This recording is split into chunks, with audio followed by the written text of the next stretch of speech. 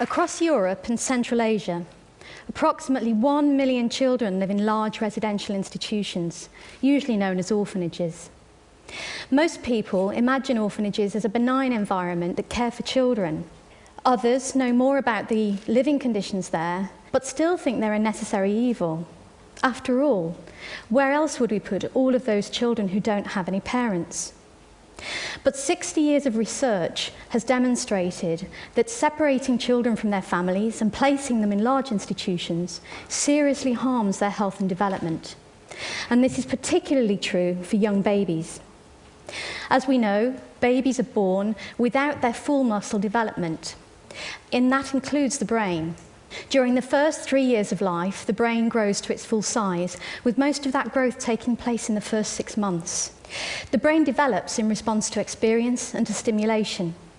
Every time a young baby learns something new, to focus its eyes, to mimic a movement or a facial expression, to pick something up, to form a word or to sit up, new synaptic connections are being built in the brain. New parents are astonished by the rapidity of this learning. They are, quite rightly, amazed and delighted by their children's cleverness. They communicate their delight to their children, who respond with smiles and a desire to achieve more and to learn more. This forming of the powerful attachment between child and parent provides the building blocks for physical, social, language, cognitive, and psychomotor development. It is the model for all future relationships with friends, with partners, and with their own children. It happens so naturally in most families that we don't even notice it. Most of us are unaware of its importance to human development and, by extension, to the development of a healthy society. And it's only when it goes wrong that we start to realise the importance of families to children. In August 1993, I had my first opportunity to witness on a massive scale the impact on children of institutionalisation and the absence of parenting. Those of us who remember the newspaper reports that came out of Romania after the 1989 revolution will recall the horrors of the conditions in some of those institutions. I was asked to help the director of a large institution to help prevent the separation of children from their families. Housing 550 babies, this was Ceausescu's show orphanage, and so I'd been told the conditions were much better. Having worked with lots of young children, I expected the institution to be a riot of noise, but it was as silent as a convent. It was hard to believe there were any children there at all. Yet the director showed me into room after room, each containing row upon row of cots, in each of which lay a child staring into space. In a room of 40 newborns, not one of them was crying. Yet I could see soiled nappies, and I could see that some of the children were distressed, but the only noise was a low, continuous moan. The head nurse told me proudly, "You see, our children are very well behaved."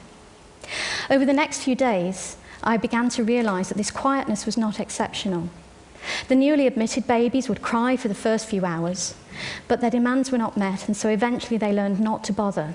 Within a few days, they were listless, lethargic, and staring into space, like all the others. Over the years, many people and news reports have blamed the personnel in the institutions for the harm caused to the children. But often, one member of staff is caring for 10, 20, and even 40 children. Hence, they have no option but to implement a regimented programme. The children must be woken at 7 and fed at 7:30. At 8, their nappies must be changed, so a staff member may have only 30 minutes to feed 10 or 20 children. If a child soils its nappy at 8:30, he will have to wait several hours before it can be changed again. The child's daily contact with another human being is reduced to a few hurried minutes of feeding and changing, and otherwise their only stimulation is the ceiling, the walls, or the bars of their cots. Since my first visit to Ceausescu's institution, I've seen hundreds of such places across 18 countries, from the Czech Republic to Sudan. Across all of these diverse lands and cultures, the institutions and the child's journey through them is depressingly similar. Lack of stimulation often leads to self-stimulating behaviours like hand flapping, rocking back and forth, or aggression.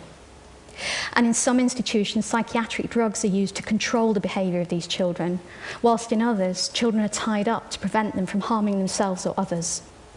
These children are quickly labelled as having disabilities and transferred to another institution for children with disabilities.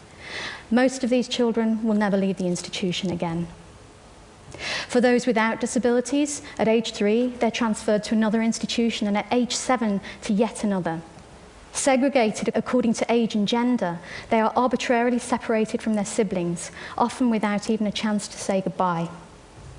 There's rarely enough to eat. They are often hungry. The older children bully the little ones. They learn to survive, they learn to defend themselves, or they go under. When they leave the institution, they find it really difficult to cope and to integrate into society. In Moldova, young women raised in institutions are 10 times more likely to be trafficked than their peers. And a Russian study found that 2 years after leaving institutions, young adults, 20% of them had a criminal record, 14% were involved in prostitution, and 10% had taken their own lives. But why are there so many orphans in Europe when there hasn't been a great deal of war or disaster in recent years? In fact, more than 95% of these children have living parents. And societies tend to blame these parents for abandoning these children. But research shows that most parents want their children, and that the primary drivers behind institutionalization are poverty, disability, and ethnicity. Many countries have not developed inclusive schools, and so even children with a very mild disability are sent away to a residential special school aged 6 or 7. The institution may be hundreds of miles away from the family home. If the family's poor, they find it difficult to visit, and gradually the relationship breaks down. Behind each of the million children in institutions, there is usually a story of parents who are desperate and feel they've run out of options. Like Natalia in Moldova, who only had enough money to feed her baby and so had to send her older son to the institution. Or Desi in Bulgaria, who looked after her 4 children at home until her husband died. But then she had to go out to work full time, and with no support, felt she had no option but to place her child with disabilities in an institution. Or the countless young girls too terrified to tell their parents they're pregnant, who leave their babies in hospital. Or the new parents, the young couple who have just found out that their firstborn child has a disability. And instead of being provided with positive messages about their child's potential, are told by the doctors, forget her, leave her in the institution, go home and make a healthy one. This state of affairs is neither necessary nor is it inevitable. Every child has the right to a family, deserves and needs a family. And children are amazingly resilient. We find that if we get them out of institutions and into loving families early on, they recover their developmental delays and go on to lead normal, happy lives. It's also much cheaper to provide support to families than it is to provide institutions. One study suggests that a family support service costs 10% of an institutional placement, whilst good quality foster care costs usually about 30%. If we spend less on these children but on the right services, we can take the savings and reinvest them in high quality residential care for those few children with extremely complex needs. Across Europe, a movement is growing to shift the focus and transfer the resources from large institutions that provide poor quality care to community-based services that protect children from harm and allow them to develop to their full potential. When I first started to work in Romania, nearly 20 years ago, there were 200,000 children living in institutions and more entering every day. Now there are less than 10,000, and family support services are provided across the country.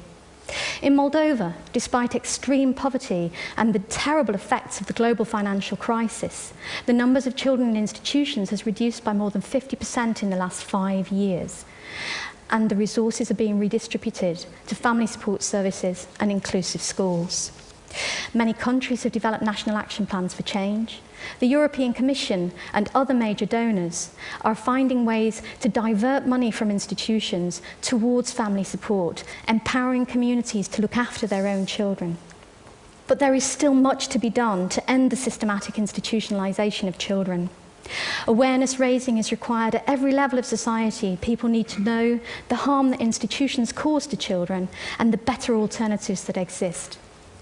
If we know people who are planning to support orphanages, we should convince them to support family services instead. Together, this is the one form of child abuse that we could eradicate in our lifetime. Thank you.